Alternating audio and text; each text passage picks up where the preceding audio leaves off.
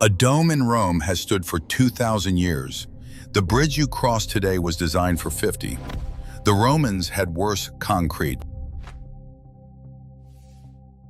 There is a concrete dome in Rome that has been standing for nearly 2,000 years. It has never needed structural repair. It has no maintenance schedule, no inspection regime, and no expected end of life. Meanwhile, the concrete bridge you drove over this morning was designed for 50 years, and it gets inspected on a fixed cycle to make sure it actually reaches them. That is the wrong way round. And the reason is not that the Romans had better concrete. They had worse concrete, weaker, slower to cure, less predictable, and completely unable to do most of what we ask concrete to do now. It could not span anything. The difference is not the recipe, it is that we put something inside ours that they never did. We added steel.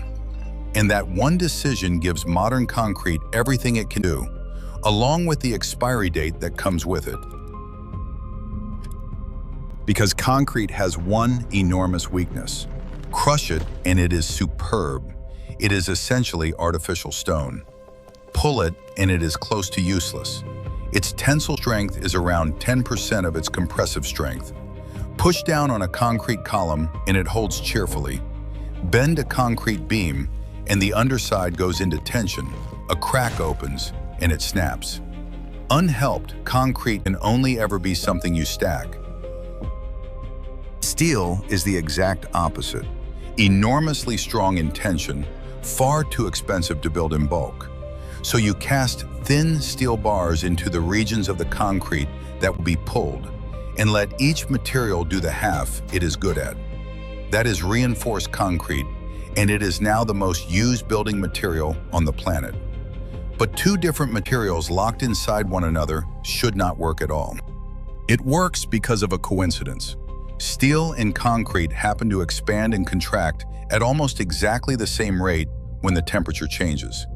If they did not, then every warm afternoon and every cold night would work the two against each other until the bond broke and the bar sat loose in its own channel. Nobody engineered that match. Two unrelated materials simply happened to line up. And there is a second one, stranger than the first. Fresh concrete is chemically aggressive. The water sitting in its pores has a pH of around 13, which puts it in the same territory as oven cleaner. That ought to be very bad news for a steel bar buried in it. It is the opposite. At that pH, iron grows a passive film a few molecules thick and effectively stops corroding. So the concrete is not merely gripping the steel, it is protecting it chemically along every millimeter of its length for free, with no coating, no anode, and no maintenance.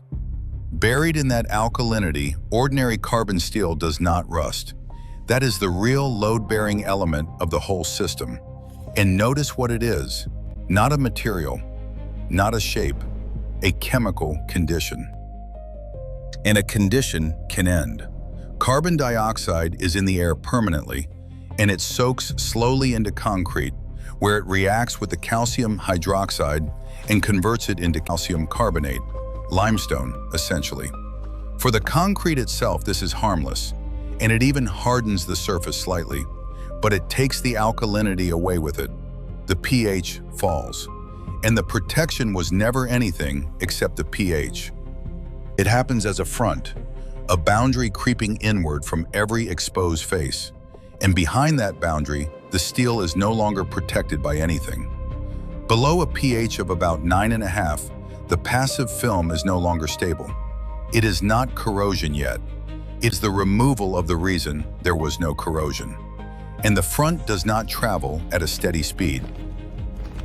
It advances with the square root of time, and that is the most important sentence here. Square root of time means the first millimeters go fast and the last ones go slowly. Double the depth of concrete covering the steel, and you do not double the life. You multiply it by 4. Everything engineers argue about under the word durability is an argument about millimeters. Unless something skips the queue. Chloride, road salt, seawater, coast spray, does not bother lowering the pH at all. It diffuses in and attacks the passive film in individual spots, pitting straight through it while the concrete a centimeter away is still perfectly alkaline. Which is why the worst reinforced concrete on Earth stands on coastlines and on bridges in countries that salt their roads all winter. Even now, nothing has failed. The bar is simply unprotected. What begins is a second clock, much shorter than the first, and this one is mechanical rather than chemical. Because rust is not a stain, and it is not a coating on steel. It is a different substance, made out of the steel, and it needs dramatically more room than the metal it replaced. Up to 6 times more. A bar corroding inside a slab is trying to occupy 6 times the space it was given, inside a material that cannot move out of the way. So it pushes. The pressure splits the concrete from the inside outward, along the line of the bar, and the crack works its way toward the surface. The cover delaminates. A sheet of concrete drops off. That is spalling. And that is the part everybody photographs. The rust stain, the fallen slab, the exposed bar in the underside of a bridge. It is the end of the process, not the start of it. By the time any of it is visible, the front reached the steel years earlier, and the second clock has been running ever since. Everything that decided the outcome happened invisibly, on a schedule set the day it was poured. Which is why a design life is a purchase. 50 years for a building, 100 for a bridge, paid for in cover depth and mix quality. Or you buy the steel out of the problem. Epoxy coating adds roughly 20 to 30%. Stainless bar costs 5 to 10 times black steel. Worldwide, corrosion runs to about $2.5 trillion a year, roughly 3.5% of everything produced. Which brings us back to the dome. There is no steel in it. Nothing inside it is waiting to rust, so nothing inside it is counting. It even repairs itself. Water works into a crack, meets a lump of unreacted lime, and recrystallizes the cracks shut. We did not get worse at making concrete.